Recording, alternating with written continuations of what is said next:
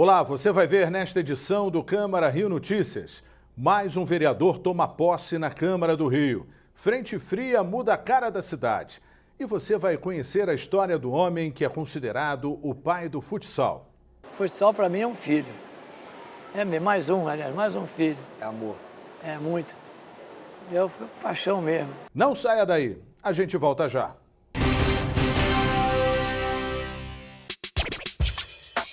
Uma conversa sobre os principais assuntos da cidade. Fique por dentro das opiniões de especialistas e pesquisadores. Rio em Pauta, toda sexta, às 2 da tarde. A gente começa essa edição falando de mais uma posse na Câmara Municipal do Rio. Jimmy Pereira está de volta ao Legislativo Carioca. Formado em biologia, Jimmy Pereira se prepara para seu segundo mandato. Aos 49 anos, ele assumiu a vaga deixada pelo parlamentar Val Ceasa, eleito deputado estadual. Filho do ex-vereador Jorge Pereira, foi eleito pela primeira vez em 2012, com mais de 10.500 votos. Ele presidiu a Comissão de Abastecimento, Indústria, Comércio e Agricultura. Foi vice na Comissão de Justiça e Redação e vogal na Comissão de Esportes e Lazer. Também criou a Comissão Especial de Reestruturação do Sistema de Estacionamento Público. No total, Jimmy Pereira apresentou mais de 20 projetos. Depois do janeiro mais quente dos últimos 97 anos, uma frente fria atingiu o Rio de Janeiro e deve ficar por aqui até pelo menos sexta-feira. A previsão da meteorologia é que a temperatura em fevereiro também fique na casa dos 40 graus. Especialistas atribuem um calor registrado em janeiro à topografia da cidade e ao sistema de alta pressão. O Morro dos Irmãos praticamente desapareceu entre as nuvens. Na praia, só os surfistas. Depois de um mês escaldante, a frente fria conseguiu entrar na capital, mudando radicalmente a cara do Rio. A temperatura despencou pelo menos 13 graus no primeiro dia da semana, em comparação à média de 38,8 graus registrada entre os dias 28 de janeiro e 3 de fevereiro, de acordo com o sistema Alerta Rio, que conta com um radar de 2,5 metros no Sumaré. Ele detecta a chuva em tempo real em toda a cidade. As informações chegam nos computadores dos meteorologistas. Esse radar, essa antena, emite ondas eletromagnéticas configuradas para detectar gotas de chuvas dentro de nuvens. Então, quando a gente tem uma nuvem carregada já de precipitação, esse radar detecta através do eco dessa onda eletromagnética e esse eco ele é mostrado aqui nas imagens do radar do Sumaré, que são imagens também que ficam disponíveis de 2 em 2 minutos para a população. Então, qualquer um pode acessar essas imagens, essa informação aqui da Prefeitura. A chuva e a frente fria conseguiram diminuir a temperatura por enquanto, mas o primeiro mês de 2019 foi o janeiro mais quente dos últimos 97 anos, desde que o Instituto Nacional de Meteorologia começou a medir a temperatura. Para Antônio, é difícil se livrar do calor. Ele trabalha nesta padaria em Copacabana e convive 8 horas por dia com esse forno, onde a temperatura passa dos 200 graus. Os proprietários até instalaram uns ventiladores no local, mas mesmo assim, segundo ele, não dá para aguentar. Às vezes eu entro na câmara frigorífica, eu entro lá para pegar um recheio, algum presunto, aí lá eu me conformo um pouco. De acordo com os meteorologistas, existem 2 motivos para explicar este calor insuportável que fez o Rio ser a capital mais quente do Brasil no mês de janeiro. Um deles é a topografia, isto é, a grande quantidade de morros que dificulta a circulação do ar dentro da cidade. E o outro é o sistema de alta pressão, os ventos do norte e nordeste que criam uma barreira e empurram a frente fria para o oceano. É uma característica do verão a gente ter a atuação desse sistema de alta pressão, só que nesse janeiro ele ficou atuando por mais tempo que o normal e aí por isso ficou mais quente, foi esquentando mais, essa massa de ar quente foi ganhando força aqui na cidade. O sistema Alerta Rio é um dos 5 órgãos que fazem previsão do tempo na capital. Ele tem 7 estações meteorológicas espalhadas por bairros de todas as regiões do Rio. O equipamento nunca fica no sol para indicar a temperatura correta. Eles não podem ficar perto do sol ou então perto de cimento, por exemplo, que tem também uma troca de calor muito intensa. Então, eles ficam em locais abertos, longe de obstruções e também lugares um pouco mais fechados que o sol não influencia diretamente no sensor. Esse casal de chilenos chegou ao Rio juntamente com a frente fria e não sabe ainda o que é o verão carioca.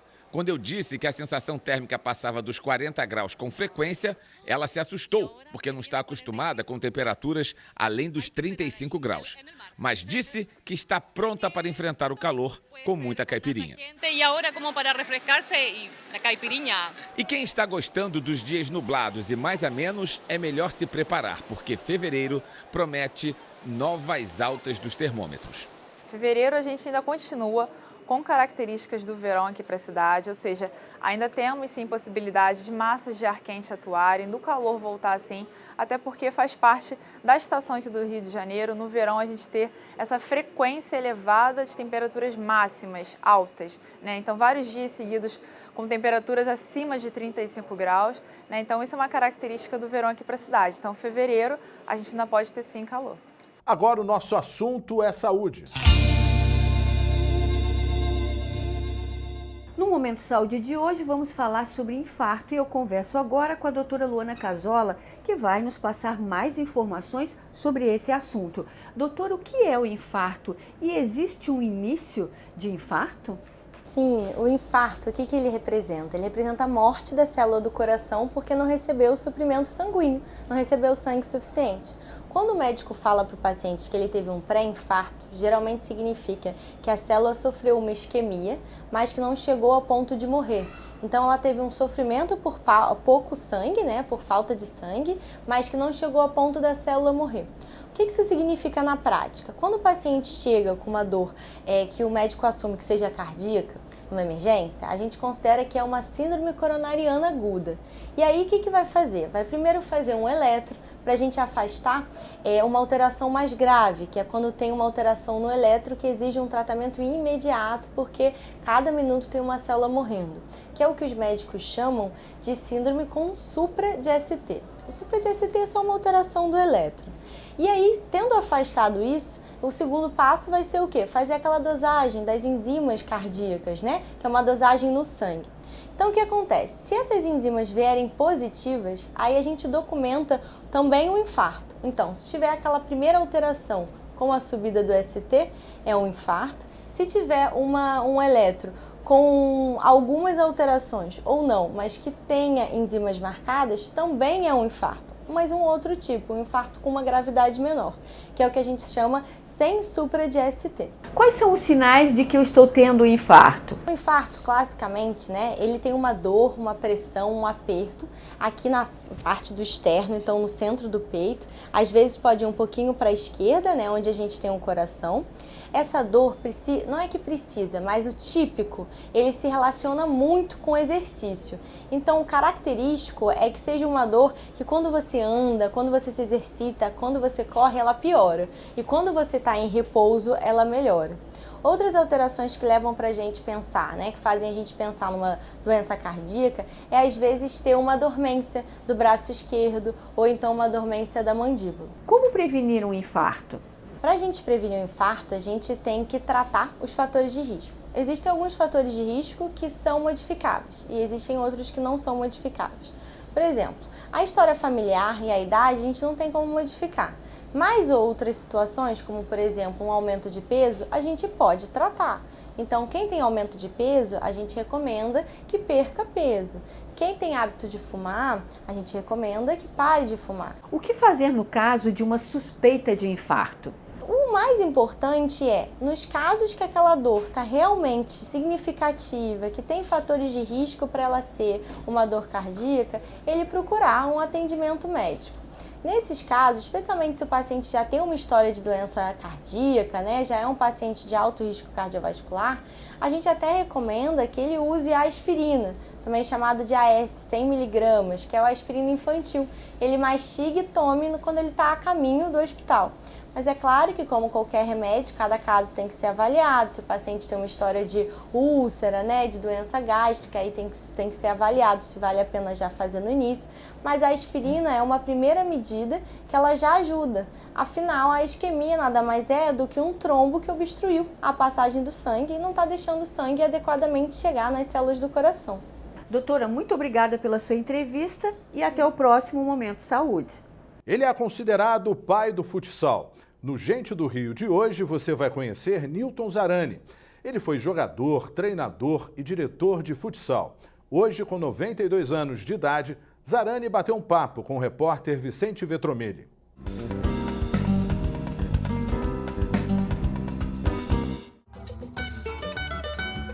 Ele tem na expressão a alegria e muita simpatia. Seu Nilton Zarani pode ser considerado o pai do futsal. Hoje, com 92 anos de idade, ele nunca esquece como tudo começou. As peladas de rua foram parar no América e daí surgiu o futebol de salão. Nós éramos peladeiros crônicos. Eu estudava ainda, todos eles estudavam, e não tínhamos onde jogar bola. Jogava na pracinha Afonso Pena, que não tinha nada. Hoje tem tudo lá, não tem nada, era areia pura.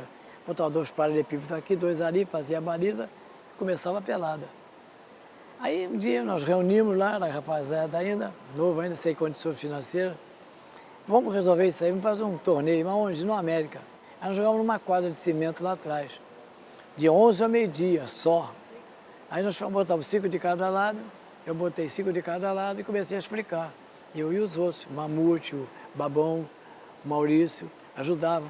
São 5 de cada lado, um parado, 2 laterais e um pivô. Eu resolvi fazer o seguinte, pegava um time de garotinhos, mirim, de 8, 10 anos, formei um mirim do América e saí fazendo exibição por aí pelo Rio. Morador da Zona Norte do Rio e torcedor do América, Nilton Zarani é o fundador da Federação Carioca de Futsal, a mais antiga do mundo e o primeiro atleta a ser federado no esporte.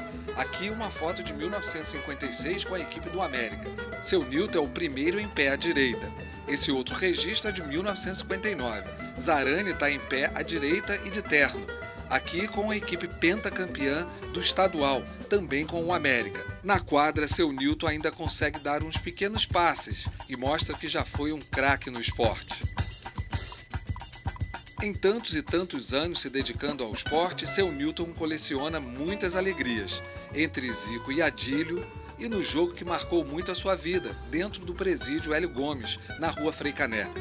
Ali foi um convite do presidente do Flamengo, que queria fazer uma homenagem aos presidiários, era a festa do seu presídio. Aí levou um combinado lá, América e Flamengo. Primeiro tempo jogamos com a camisa do Flamengo, o segundo com a do América. E nós ganhamos 5-1 deles lá. Qual a diferença que o senhor faz do futsal de ontem e o de hoje? O jogador de futebol de salão hoje não quer ganhar mais R$50 para correr uma pelada. Tá difícil. E os clubes não têm dinheiro mais. Falta dinheiro, porque não tem renda. Qual é a renda que dá um jogo de futsal? Não tem. Depois de seguir a carreira de jogador, treinador e dirigente de futsal, o seu Nilton passou a atuar como jornalista esportivo e a carreira dele encerrou em 2005. Eu fui a convite de um amigo, porque eu trabalhava com muitos esportes, fazia muitos esportes, ele me levou para o Jornal dos Esportes. E eu comecei lá. Fiquei lá 39 anos. E lá eu fazia todos os esportes. O senhor conseguiu cobrir muito futsal? Mais o futsal. Fiz quase todos os mundiais, quase todos. E cobri futebol, que eu era América e era muito gozado lá no clube, no jornal. Eu, quando o América vencia, não podia gozar ninguém. Quando perdia, todo mundo me gozava. Então, eu sofri muito, até no colégio.